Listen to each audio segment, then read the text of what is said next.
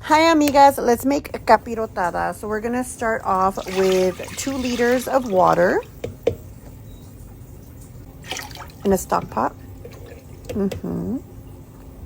Now we're going to add 2 piloncillos. I added 1 later. 2 cinnamon sticks, 5 cloves, 3 skins of a tomatillo, half an onion, allspice, 1 tomato cut in half. There you go. Let it start to boil. Now we're going to cover it and let it come to a boil and become almost like a tea. All right, meanwhile we're going to toast our bread. So you're just going to use any bread. You could use French bread, you can use anything you'd like. All right, there you go. Line them up. Some people fry their bread. I like to toast my bread. I feel like fried bread just absorbs so much oil and then it has like an oily residue and I'm just not about it. Yes. All right, now we're going to grab some cinnamon, some brown sugar. We're going to melt it. It's about a half a cup of brown sugar. We're going to melt it. Traditionally, capirotada has peanuts. I'm going to make a pecan brittle. I'm not a fan of peanuts in my capirotada. So we're going to add pecans and we're going to make it into a brittle and we're going to chop up that brittle into small pieces and we're going to drizzle it between our layers of bread pudding. Capirotada is a traditional recipe that is made during the Quaresma or Lent or, you know, like this time of year for Easter. There's a lot of history behind it, so I ask that you please be respectful. Now we're going to flip our bread and we're going to toast it on both sides. I've toasted mine at 350 degrees for about 10 minutes on each side until the bread is nice and toasty and dry.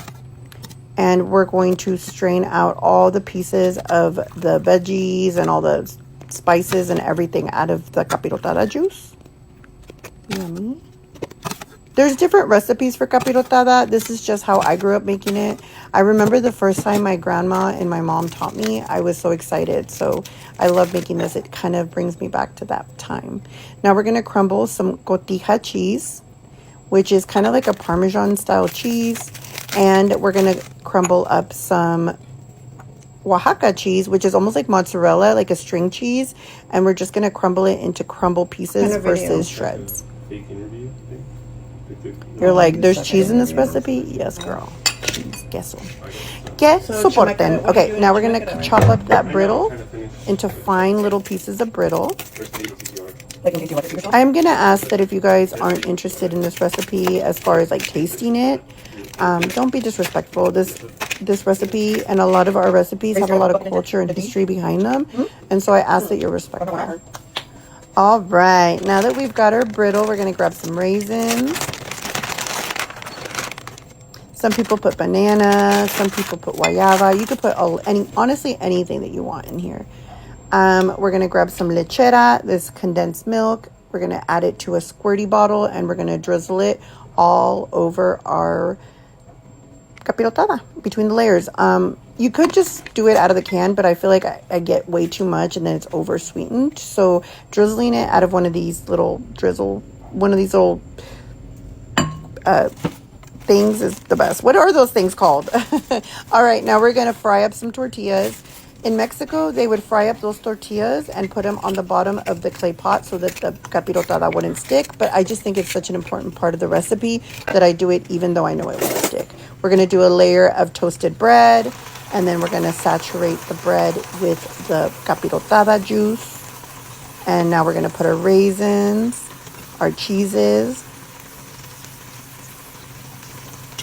our brittle, and our condensed milk drizzle. I did realize that I was like, there's something missing.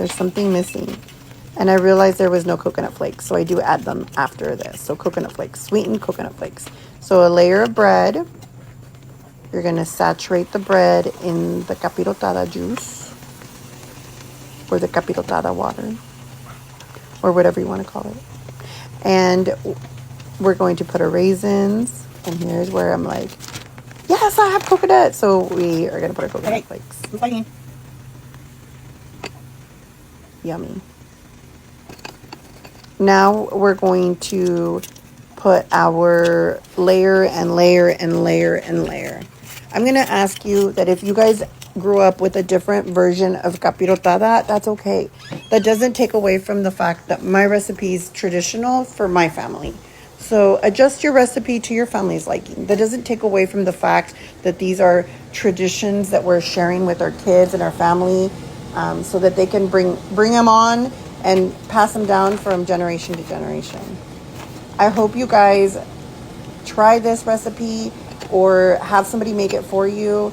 I think it's one of those things that like you're like, really, what is this? And then you have it and you're like, this is delicious. Right. Make sure you use all those ingredients. Yes. And there you go. I think this is our last layer. Oh, sorry guys. I stepped on some bubble wrap.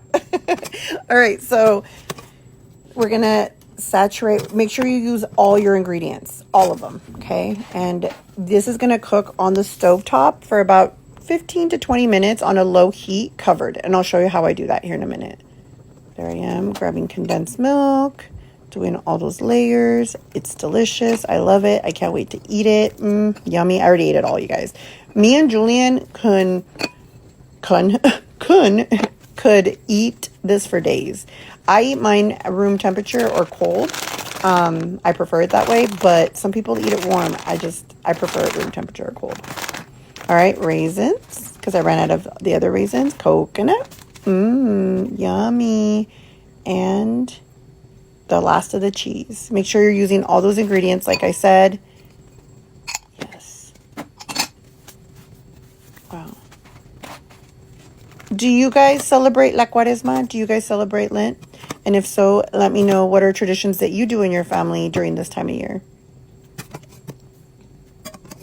Yum. My mouth is watering, guys. Like, I love this. Capirotada is one of my favorite things. When I was pregnant with Fabian, I literally would ask my mom to make me capirotada all year round. There we go. Cover it up. And let it steam on the stove for about 15 to 20 minutes on a low medium heat. Once that's done, I let it get down to room temperature. I serve it and I put sprinkles on top. You could put the sprinkles between the layers, but I feel like this is better. There we are, putting our sprinkles. Oh my gosh, I hope you guys enjoy. I hope you guys make this and have a great day. Bye.